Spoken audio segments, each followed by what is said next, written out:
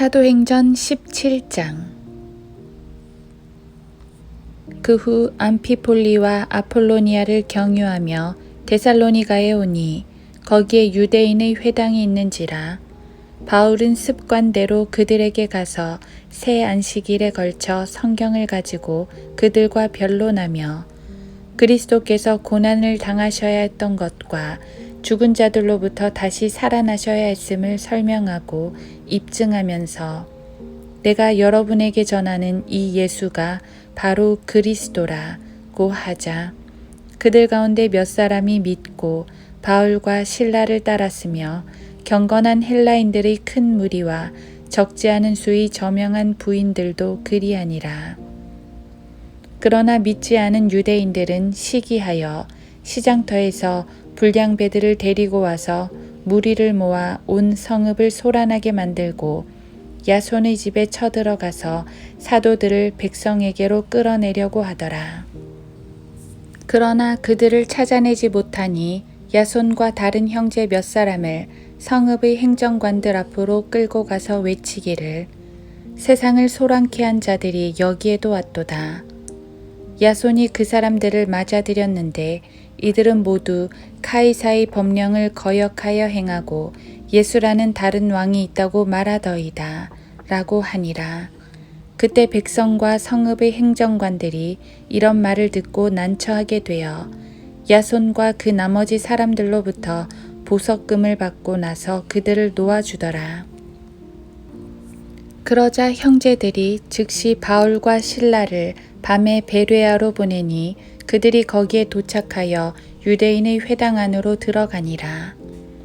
베레아 사람들은 데살로니가 사람들보다 더 고상하여서 전심으로 말씀을 받아들이고 그 말들이 그런가 하여 매일 성경을 상고하므로 그들 중에서 많은 사람이 믿었는데 헬라 상류사회의 부인들과 남자들도 적지 아니하더라.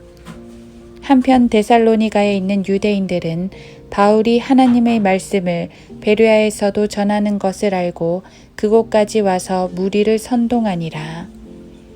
그러자 즉시 그 형제들이 바울을 바다까지 가도록 보내고 실라와 디모데는 계속 그곳에 머물더라.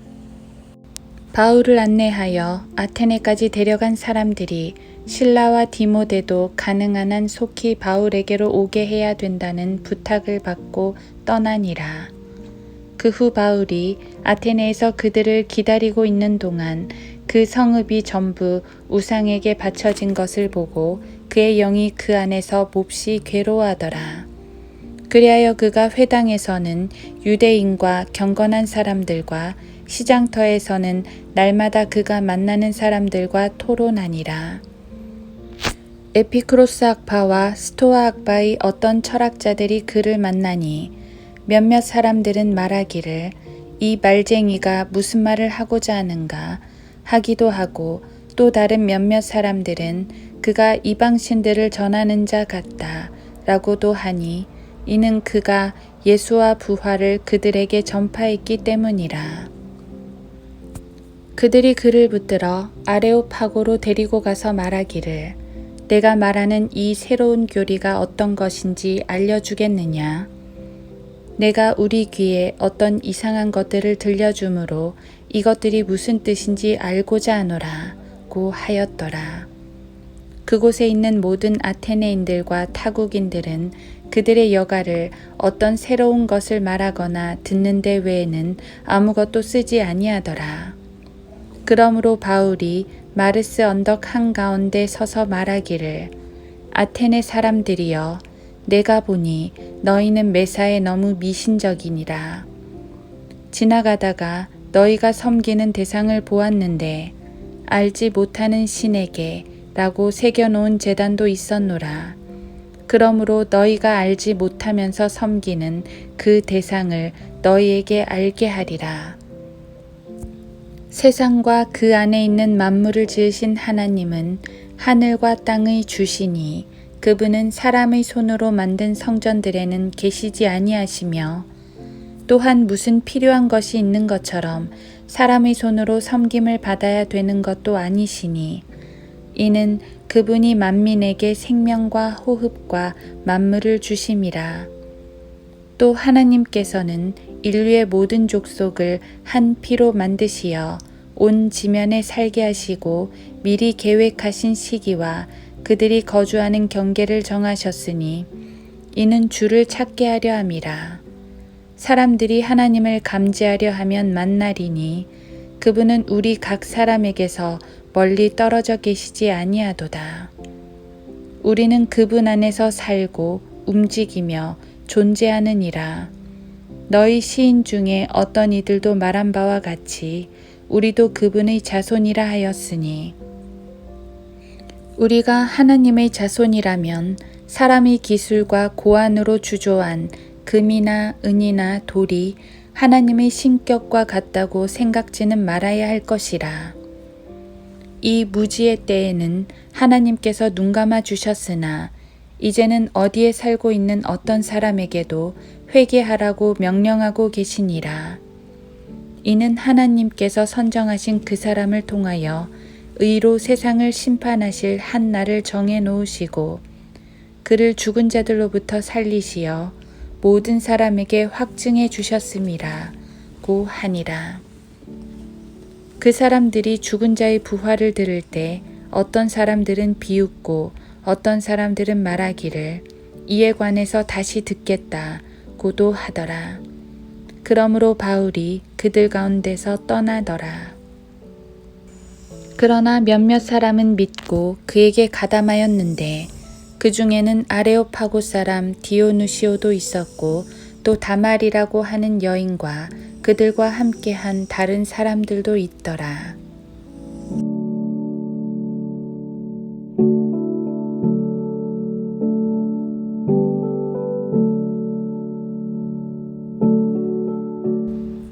하루 한 장 사도행전 17장. 그리스도께서 고난을 당하셔야 했던 것과 죽은 자들로부터 다시 살아나셔야 했음을 설명하고 입증하면서 내가 여러분에게 전하는 이 예수가 바로 그리스도시라고 하자. 사도행전 17장 3절. 아무래도 부활이라는 것은 선뜻 믿어지지 않는 게 사실인가 봅니다. 부활을 전할 때마다 사도들은 배척을 받았습니다.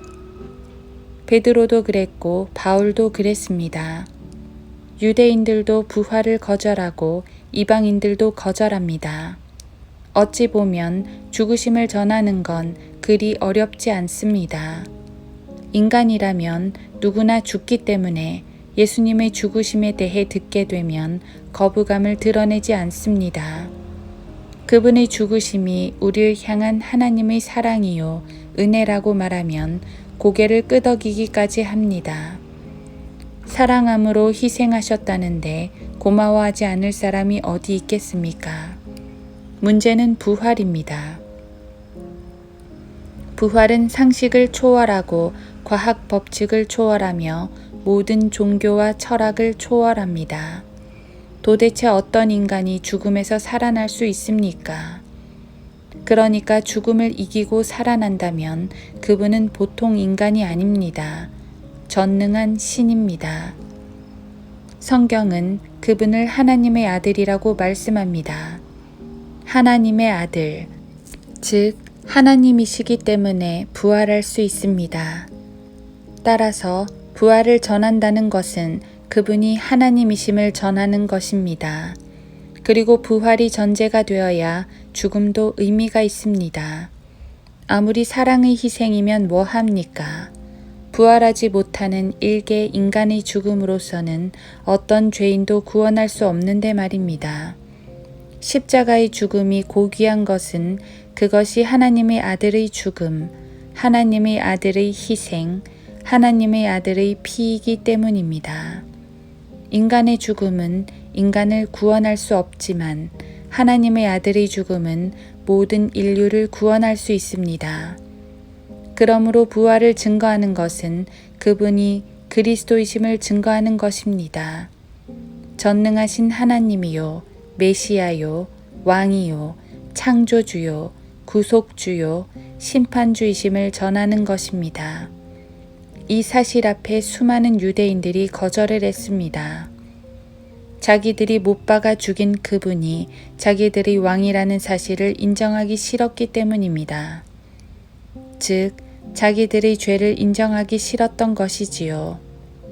또 이 사실 앞에서 수많은 이방인들이 거절을 했습니다.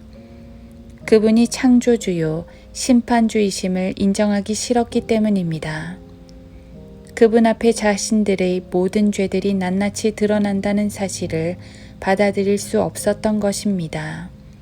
그래서 아테네의 철학자들은 바울의 설교를 흥미있게 듣다가도 부활을 전하자 거절을 합니다. 그분이 의로 세상을 심판하신다는 사실 앞에 자기들의 죄가 생각나서 겁을 먹었는지도 모릅니다. 따라서 그리스도를 믿지 않는 건 지각의 문제가 아닙니다. 잘 이해되지 않아서 못 믿겠다는 깨달음의 문제도 아닙니다.